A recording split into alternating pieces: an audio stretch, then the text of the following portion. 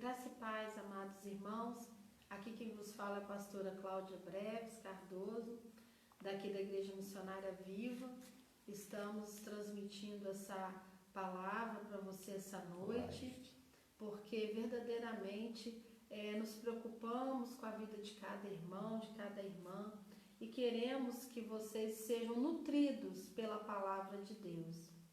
Num tempo como esse, tão difícil, quando precisamos, até por recomendação dos nossas autoridades, as quais nós temos que estar debaixo dessa autoridade, porque é constituída por Deus, muitas das vezes fechando alguns dos nossos,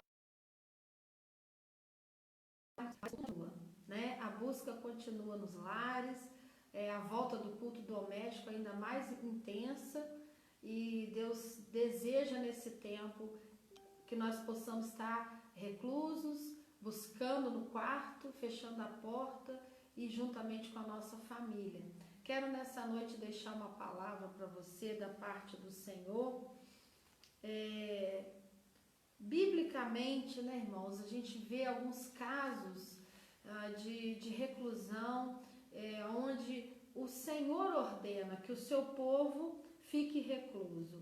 Queria que você abrisse comigo aí a palavra em Êxodo 12, falando sobre um momento em que o próprio Deus, ele pede o seu povo para ficar recluso, Nós estamos unidos aqui, juntamente, Olá, meu esposo aqui, estamos juntos aqui para conversarmos, falarmos da palavra do Senhor. Então, aqui em Êxodo 12, ele diz aqui para nós: disse o Senhor a Moisés e a...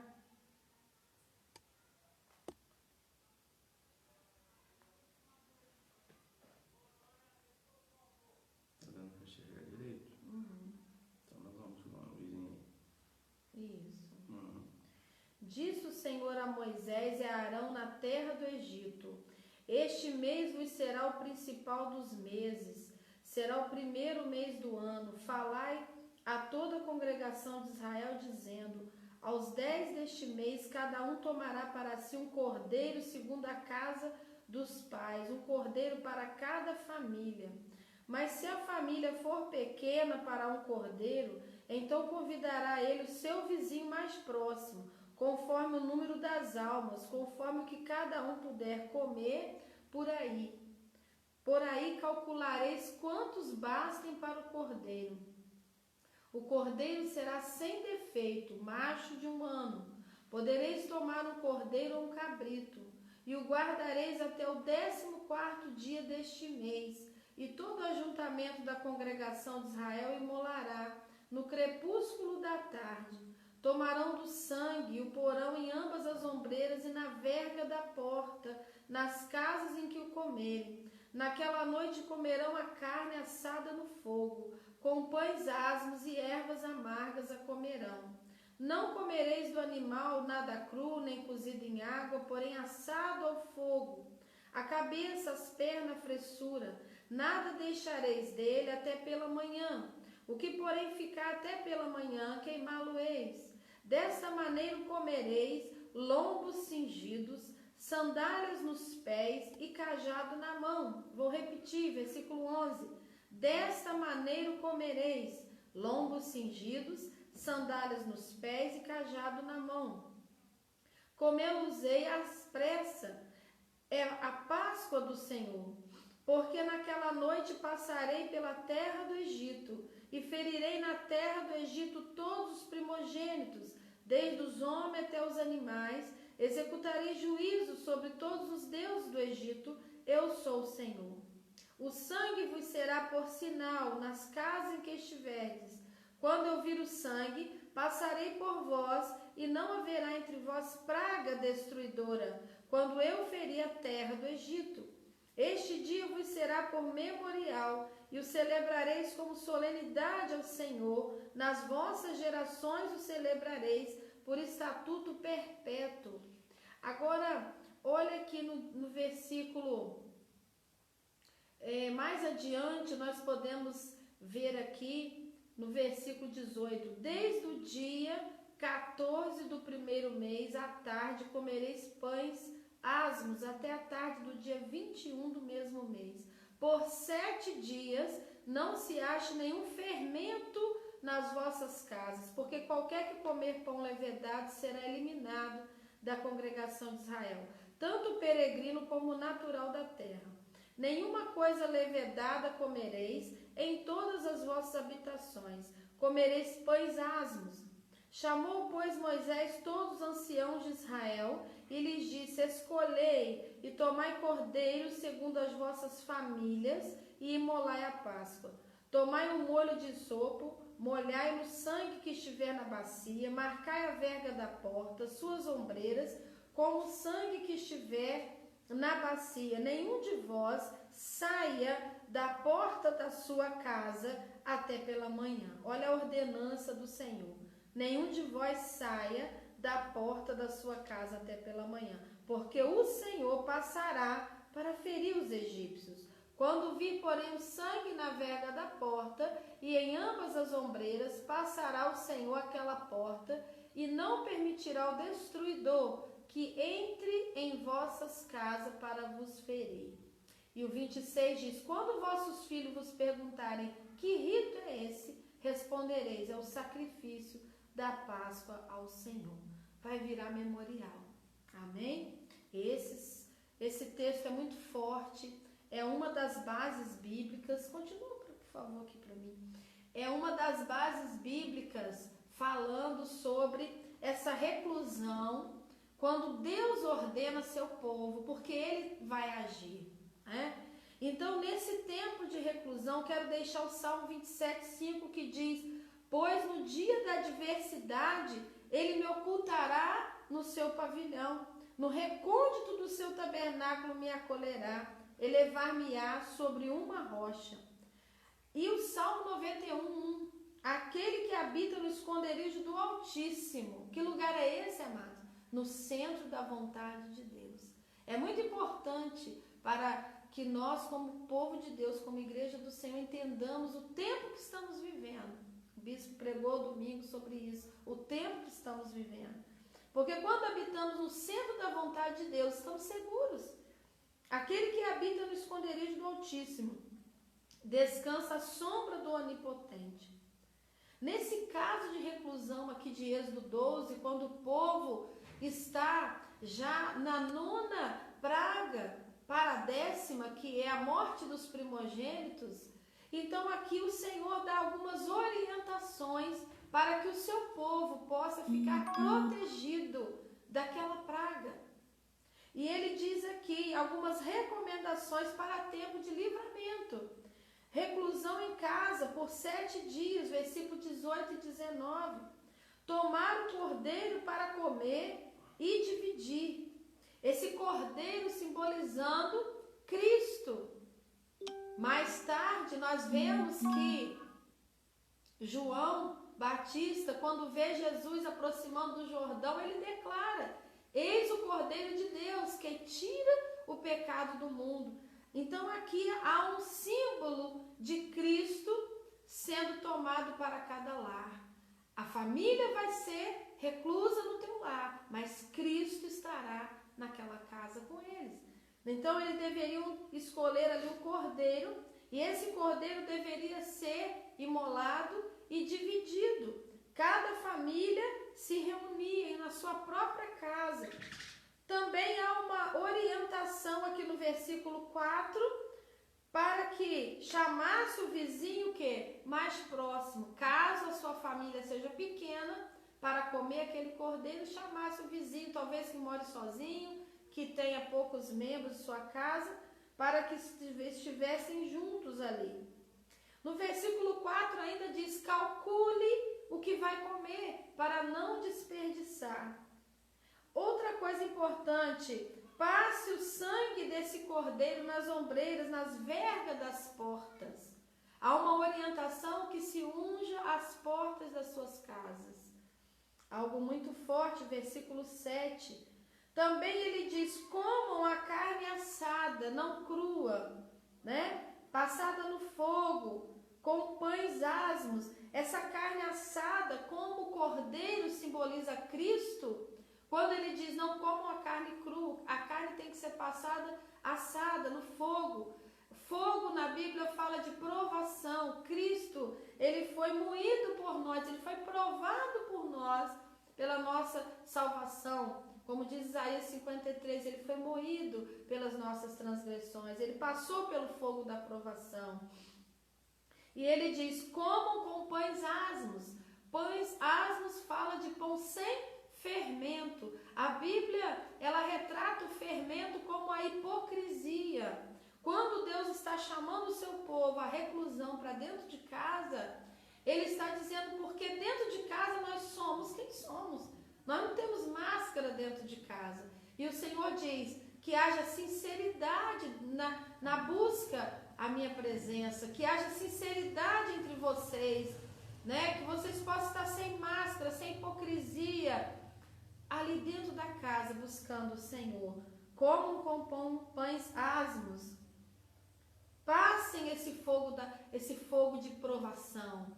Passem por ele. Não queiram comer uma carne crua. O que é uma carne crua? Uma carne que não foi passada pelo fogo. Muitos cristãos querem a glória, querem a presença, querem os momentos bons, todo mundo quer as bênçãos, mas não quer passar a hora da provação.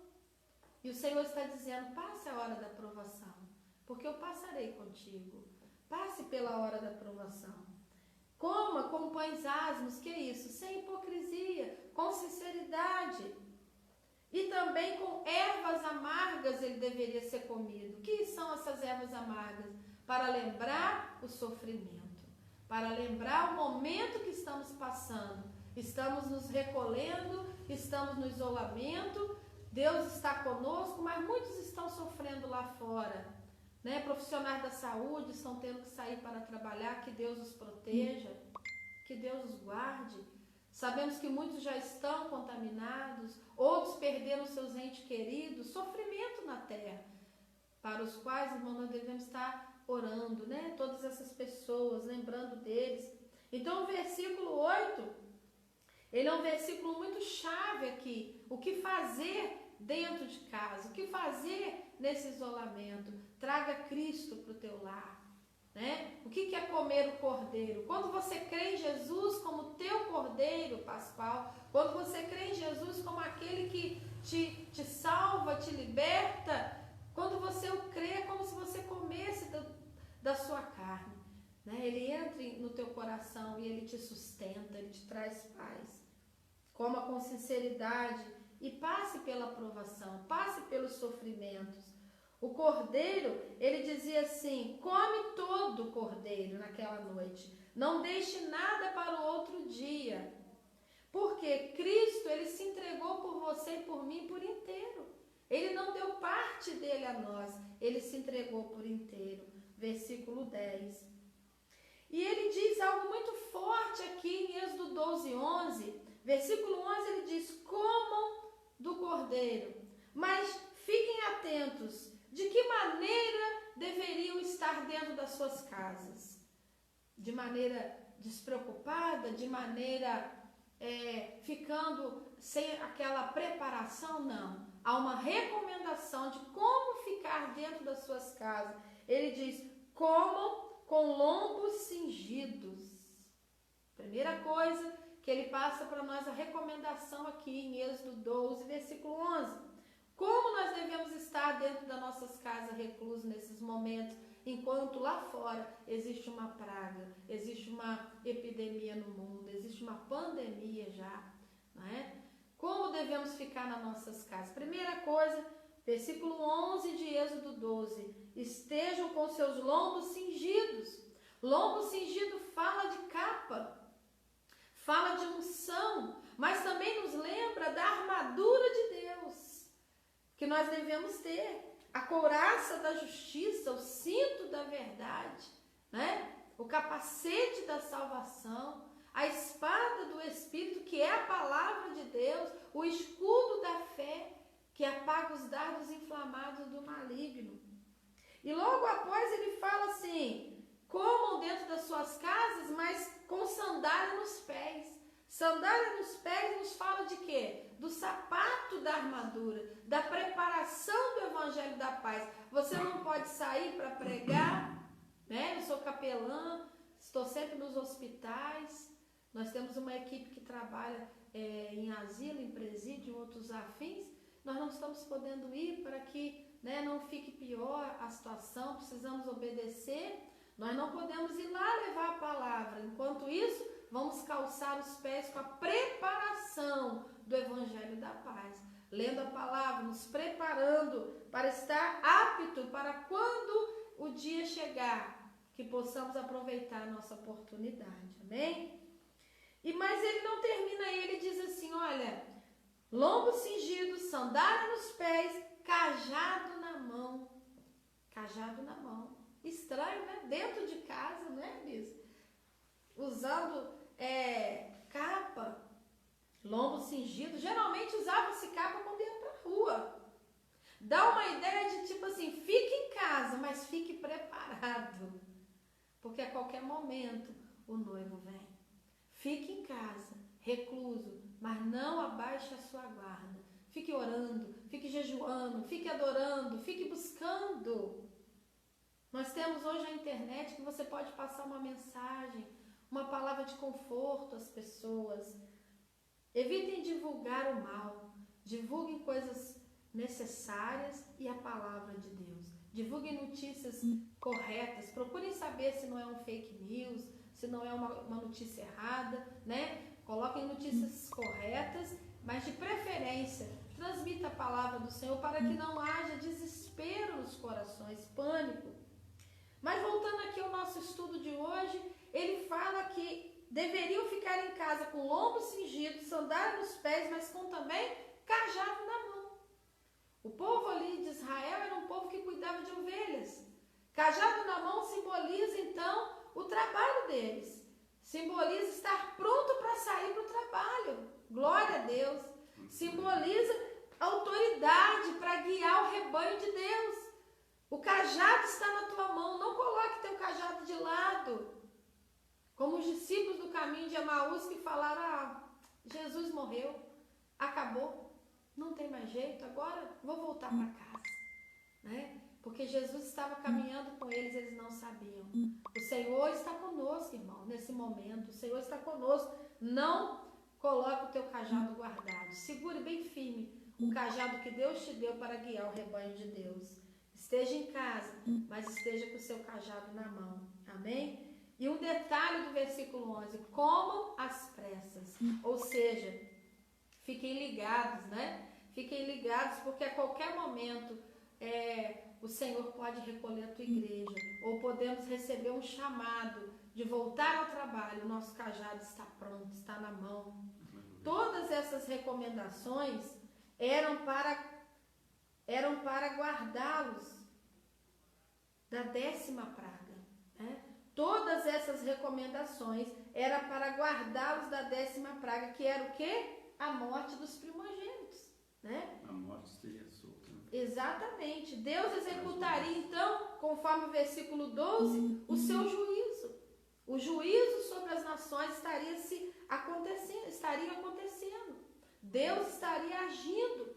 Então, era necessário que eles ficassem guardados daquela praga, da 10ª praga. E o versículo 13, o Senhor orienta o sangue sendo passado nas portas, como um sinal de proteção e livramento. E ele diz, eu passarei por vós e não haverá entre vós praga destruidora. Glória a Deus, o Senhor guardando os obedientes, guardando aqueles que se guardarem, guardando aqueles que ouvirem a voz do Senhor, amados. Versículo 14 diz, vai chegar a hora, vai chegar o momento em que vocês celebrarão esse dia como um memorial. Vocês vão lembrar desse dia, mas vai ser apenas como um testemunho, memorial. Vai passar. Esse momento vai passar. Agora é o momento de reclusão, né? De nos guardar da calamidade. Mas vai chegar a hora de nós podermos lembrar esse memorial. Vai ficar na memória. O versículo 15 reforça: tire o fermento, tire a hipocrisia. E ele acrescenta algo aqui assim, ó. Desde o primeiro dia. Desde o primeiro dia que receberam ordem para entrar para suas casas, tirem a hipocrisia a partir daquele dia. Isso fala além do fermento da hipocrisia, isso fala da gente estar tirando as máscaras mesmo, bispo, da gente estar dentro de casa, nos arrependendo dos nossos pecados, sem julgar A nem B, vizinho, nação, sem julgar de onde veio, né? Se foi algo armado, não foi armado. Nós estamos vendo, irmãos, tantos comentários, independente do que possam comentar. O momento agora é de obedecer à ordem divina. Toda autoridade é constituída por Deus. As nossas autoridades estão, né, nos orientando a entrar para as nossas casas. E a Bíblia está dizendo aqui, nessa passagem, entremos para a nossa casa e desde o primeiro dia de reclusão, tirem o fermento, ou seja, tirem a hipocrisia. Aproveita esse momento para olhar nos olhos, sentar na mesa, né? Conversar com os filhos, conversar com o esposo, estar em família, estar mais ligado, orar juntos, né? Mudar as atividades. Isso tudo são oportunidades. Quem sabe um momento tal como esse seja um momento de resgatar a família. Uma ideia da família. Resgatar a família. Alguns irmãos já sabem que na nossa igreja nós estamos realizando um seminário para casais, também online assim, né? E Deus me deu um mistério assim, vai ser 9 aulas, 9 meses, uma por mês. Como um tempo de uma gestação, Deus falava comigo. Tempo de uma gestação, para quê? Para gerar um novo casamento, uma nova família. A família está bombardeada, não é verdade, bispo? A família está sendo bombardeada para ela ser quebrada. Através desse trabalho, de tudo isso que está acontecendo, a família precisando ficar reclusa, ficar mais junta. Quem sabe, para esse momento, Deus preparou para resgatar o valor da família. O valor da família. E ele, então, reforça, não comam fermento. O versículo 16 diz assim: no primeiro dia haveria um ajuntamento, uma aglomeração, no primeiro dia, somente para falar, para esclarecimento, para adorar, e em seguida eles deveriam se retirar, né, para as suas casas. E depois que passasse aquele tempo, aquela praga, eles iriam voltar a se ajuntar novamente, não é? Olha só que interessante essa palavra. Então, primeiro eles iriam ajuntar, dar uma palavra de orientação do que Deus queria que fosse feito, eles iriam adorar e iriam cada um para suas casas. E depois que isso tudo passasse, eles iriam se juntar novamente. Orientações do próprio Deus. Versículo 16. No 17 e 18 diz que aquele dia iria ficar na memória deles para sempre. Eu tenho certeza, irmãos, porque quando a gente pensa, né, na atividade parada, muita coisa se fechando. Alguns pensam que a igreja, pastora, vai fechar se não tiver cultos, né? Não. Mas a maior igreja que nós já tivemos na história foi a igreja primitiva, e elas não tinham templo, era nos lares, né? Nos lares. Maravilha, né? Moisés, aqui diz que Moisés, no versículo 21, irmãos, Moisés chama os anciãos, olha isso, chama os líderes, né? Os varões, os líderes, os sacerdotes dos lares, né? E os incumbem de imolar aquele cordeiro, de preparar aquele cordeiro. E olha que interessante, Moisés e Arão, né? Principalmente Arão ali, que era o sacerdote, Moisés agora chama esses anciãos e transfere para eles, tá? Essa autoridade do sacerdócio. Ele, bem dizer, ele faz isso, ele vai transferir, ele fala: vocês, anciãos, cada um vai tomar um cordeiro de acordo com a sua família e vocês vão imolar. Ou seja, aquele papel que era de Arão, sacerdote, seus filhos, Agora Moisés transfere para o chefe de cada lar, para que seja sacerdote do seu lar, para que levante um altar no seu lar, para que transmita a palavra para a sua família. Queridos, isso é muito forte. E ele diz, escolham o cordeiro. Quem é o cordeiro? O cordeiro é Jesus. Vocês vão entrar para suas casas, vão fechar a porta, vão escolher o cordeiro. Escolham Jesus para estar habitando no teu lar.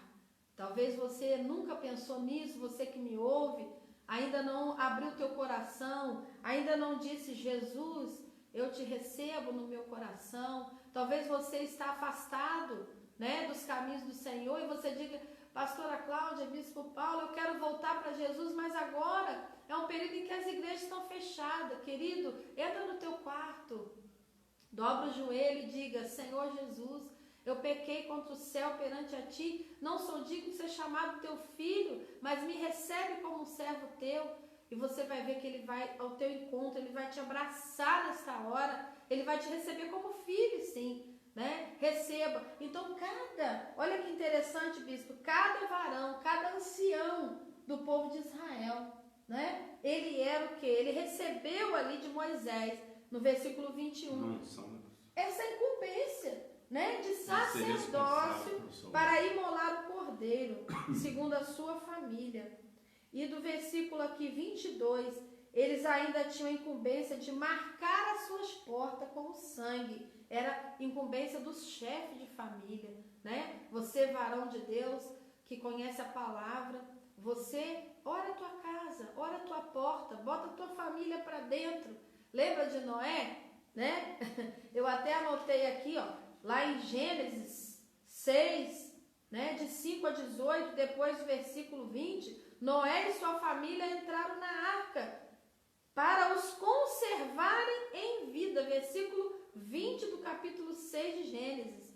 Deus fala para que ele entrasse na arca. Deus chama Noé no meio de uma geração toda corrompida e ele faz exatamente isso. Prepara uma arca, entra Noé, você, tua esposa, teus filhos, tuas noras. Eu vou fechar a porta. Foi Deus que fechou porque Noé não queria fechar. Quem quer fechar as portas, né? Ninguém quer fechar, irmãos, as portas. Nem da igreja, nem das lojas, nem dos mercados. Mas era necessário, né? Por isso Deus fala, entra que eu fecho. Obedece, porque eu faço. E o Senhor, Noé pregou muito tempo. Falou, avisou, entre porque o dilúvio virá. Né? Como hoje está tendo as notícias, entrem para suas casas, fiquem reclusos, porque a praga se espalha muito rapidamente. Acabamos de ter no noticiário agora, não é? Que lá na Itália está acima o número de atingidos do que até a China. Então, 4.000, já passaram de 4.500, parece. Já pensou, irmãos? Então, nós estamos ouvindo as notícias, mas muitos não dão ouvido, né? Como no tempo de Noé, Noé dizia isso. A palavra de Deus lá no Novo Testamento vai dizer como foi nos dias de Noé, que muitos comiam, bebiam, davam-se casamento e de repente veio o dilúvio. Assim será na vinda do Filho do Homem. As notícias, as pregações, porque, amado, se você parar para pensar, tudo aquilo que você ouviu pregar, eu sou evangélica desde que eu estava no ventre da minha mãe, né? Minha mãe, Maria Luísa, quando ela batizou, estava com 6 meses de gravidez, eu estava no ventre dela, para a honra e glória do Senhor, o Senhor, né, salvou a minha família. Quando eu nasci, eu já nasci no lar cristão. Então, são 47 anos, né, ouvindo essa palavra, né, ouvindo que tudo isso iria acontecer. Hoje, irmãos, nós não estamos pregando essa palavra, hoje nós estamos vivendo. Somos remanescentes. Nós somos o princípio das dores. Princípio das dores, de Lucas 21. Então, nós somos remanescentes, estamos vivendo a palavra. Vivendo a palavra. Que coisa tremenda, né, irmãos? Então, Noé obedeceu, ele entrou. E quem obedece é o quê? Preservado. Quem obedece em tempo de calamidade é conservado em vida. Ouça essa palavra, porque vem da parte do Senhor. Nessa tarde, irmãos, a nossa irmã missionária Terezinha, lá do lar dela, me ligou dizendo que estava em oração, buscando o Senhor, teve uma experiência com Deus, e Deus falava com ela para falar conosco, bispo, para estar ligando para os irmãos, para estar cada irmão ungindo as suas portas, já que vai ficar dentro de casa. Né, pastor? Unge, fazer como Moisés, né? Na época de Moisés, eles usaram sangue, né? E nós sabemos que o sangue era uma marca que o anjo ia passar. E na casa que tinha o sangue não entrava a morte. Exatamente. E nós vamos usar o não sangue, nós vamos usar o azeite para ungir nossas portas. Verdade, tá? Cada varão aí ungir a porta da sua casa. Você que mora, de repente é só uma irmã, mora na sua casa, ora a Deus, unja a sua porta aí, em nome de Jesus, né? Também temos um exemplo no Velho Testamento também, irmãos. Elias, o grande profeta de Deus, lá em 1 Reis 17, de 1 a 7, ao obedecer a ordem divina de sair de cena, né? De se esconder, ele vai lá junto à torrente de Querite, o ribeiro de Querite, e ali, por obedecer, foi conservado em vida. Ali o profeta foi sustentado por Deus. Os corvos vinham e traziam pela manhã pão e carne, e à noite traziam pão e carne. Ele tomava água daquele ribeiro. A terra tinha fome.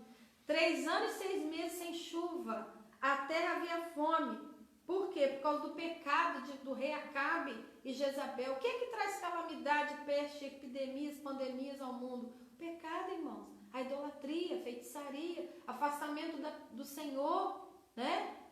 Pecado da falta de amor, da falta do perdão, né? Pecado da hipocrisia, de nós pregarmos uma coisa e vivermos outra. O pecado das pessoas estarem no altar do Senhor, dentro da casa de Deus, pregando em pecado, tocando em pecado, fazendo a obra em pecado, usando a sua máscara ali do seu título em pecado. E há uma igreja no Apocalipse, o bispo, que ele fala assim, o Senhor fala que se eles não se arrependerem, não se converterem, não voltar ao primeiro amor, o Senhor removeria seu candeeiro. O que é isso? O Senhor tiraria a igreja deles. A terra está sendo assolada, né? Tudo parece muito simples, mas nada acontece por acaso, irmãos. Nada acontece por acaso. Deus avisa, Deus fala, né? Para a gente consertar, para a gente colocar nossa vida no altar, em santificação, para a gente tirar a hipocrisia, para a gente viver o que prega. Mas o povo não acredita, irmãos. O povo não acredita. E quando chega o momento de Deus, né? Toda vez que há um tempo de silêncio profético, daqui a pouco vem uma ação de Deus. Lembra? A Idade Média, de Malaquias a Mateus ali, 400 anos de silêncio profético, silêncio de Deus. Mas quando Deus age, ele chega lá em Mateus 1, você pode ver, vem Jesus na primeira vinda, no ventre de Maria, para nascer, viver, morrer por nós, para nos salvar, e ressuscita. Agora há um silêncio profético, não da presença, a presença de Deus está conosco, mas de manifestações, um silêncio longo, e agora Deus começa a se manifestar. Então fique atento, porque nada é por acaso, Deus está no controle, louvado seja Deus. É interessante, pastor, que hoje nós estamos vivendo essa pandemia, né, que ela alcança todo o globo, e nós tivemos em 1918 e 19, nós tivemos a febre espanhola. Inclusive o presidente da época da Espanha, que tinha sido eleito, ele morreu com essa febre. E segundo a estatística que houve dessa febre, que foi uma calamidade que aconteceu e muitas pessoas não se preservaram, ela matou 2/6 da população mundial. Isso é muita gente. Mais de 50 bilhões de pessoas morreram com essa febre espanhola. Então, nós estamos vivendo um tempo de fim. E é necessário que nós prestemos muita atenção nas coisas. Tem gente que fala, não, que eu não vou fechar a igreja. Querido, é a realidade. Se foi feito em laboratório, se não sei, ninguém sabe essa informação. Mas a questão é o seguinte, o mundo parou. Se você acredita ou não, A Itália já passou de 4.000 mortos e mais de 4.000 que estão infectados. Está sendo dizimada a população da Itália. Na China, mais de 4.000 também já morreram. Espanha está em calamidade, já chegou no nosso país. E as pessoas estão indo para a praia, as pessoas estão indo para lazer no momento que deveriam estar se recolhendo. Lave suas mãos. Eu e a pastora, a gente quando chega dentro de casa, eu chego da rua, às vezes eu tenho que vir do trabalho, eu não cumprimento enquanto eu não lavo meu rosto, as minhas mãos. Aí sim, a gente se cumprimenta dentro de casa. Tem que ter esse cuidado, mantenha-se distância. Se você cumprimentar alguém na rua, isso não é proibido, mas lave suas mãos quando você chegar em casa, passe o álcool gel. Isso são cuidados, porque uma vez contaminado, entenda uma coisa, essa praga que está aí assolando o nosso tempo, ela atinge o pulmão, ela faz parar o pulmão. E para você não morrer, você precisa de ter o respirador, ser entubado para ventilar o seu pulmão.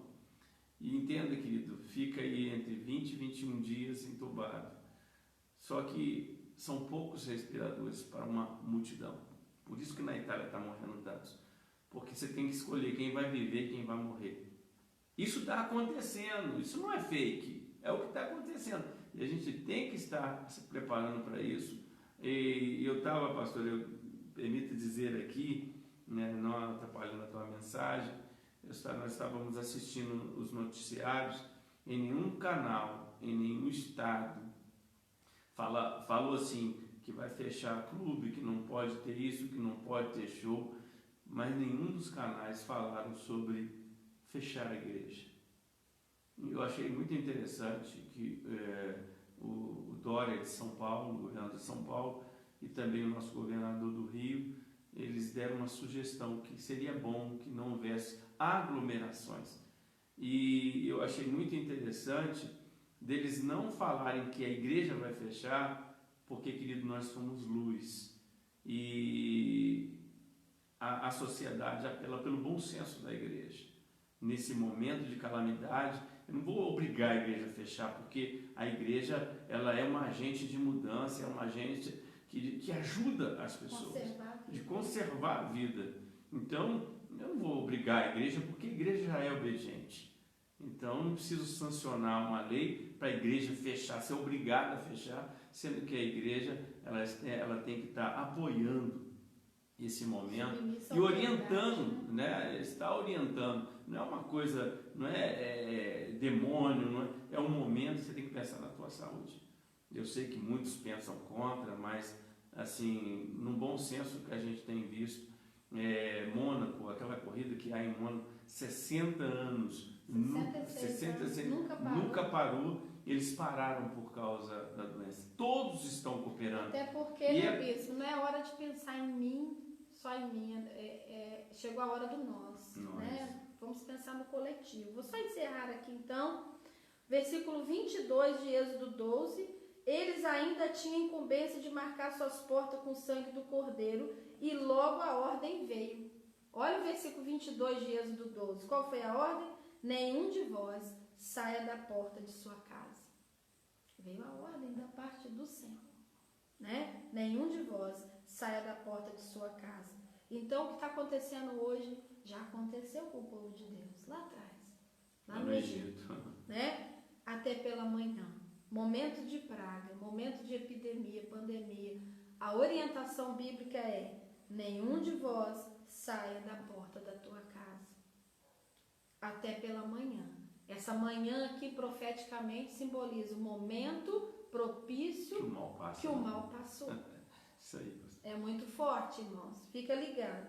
E o último versículo diz, ali do 23 até o 28, quando o Senhor passasse para ferir os egípcios, ele veria o sangue nas portas e não iria permitir que o destruidor entrasse na vossa casa. O obediente será preservado.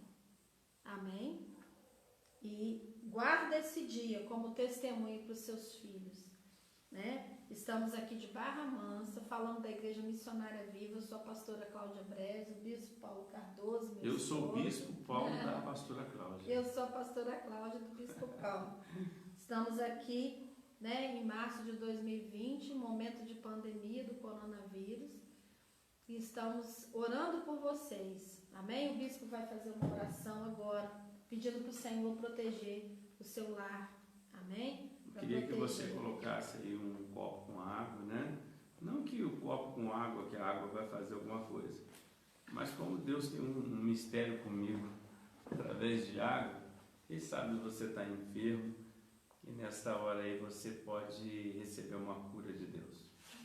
Eu creio que nesse momento, querido, de a grande crise do povo em termos de não querer às vezes ficar dentro de casa, é porque esse senso de família se perdeu, né?